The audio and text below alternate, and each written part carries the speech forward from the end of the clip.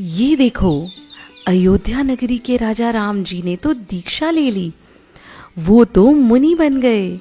और उनकी wife queen Sita, she was a very devoted wife.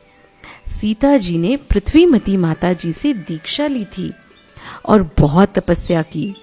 तप के प्रभाव से सीता जी नेक्स्ट बर्थ में स्वर्ग में देव बनी थी। सीता के जीव यानी देव ने मुनि राम को मेडिटेशन करते हुए देखा, ध्यान करते हुए देखा और सोचा, अरे मेरे डियर राम ऐसे ही तपस्या करते रहे तो वो मुझसे पहले ही मोक्ष चले जाएंगे। I won't be even able to meet और spend time with Ram ji. तो सीता देव ने सोचा, क्यों ना मैं राम जी की तपस्या और ध्यान को डिस्टर्ब कर दूं और फिर राम को मोक्ष ही नहीं मिलेगा। ही वुड कम टू स्वर्ग और हम दोनों साथ में रहेंगे और बाद में साथ में ही मोक्ष प्राप्त कर लेंगे। सीता वाले देव के पास सुपर पावर थी, कैसा भी रूप बनाने की। He could look like anyone.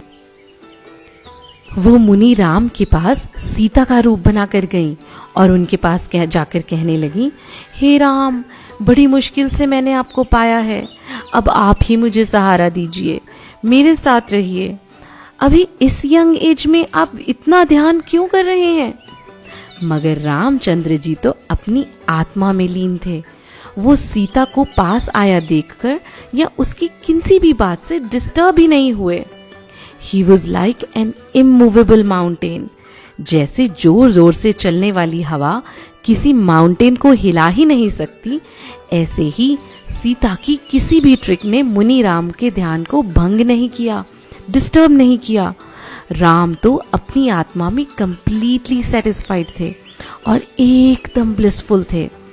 उन्हें ना किसी के लिए लव था और ना किसी के लिए हेट्रेड थी।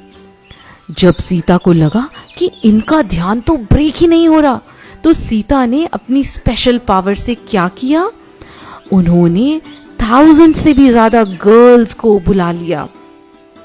वो सारी गर्ल्स राम के आसपास मेलोडियस म्यूजिक बजाने लगी, बहुत अट्रैक्टिवली हंसने लगी।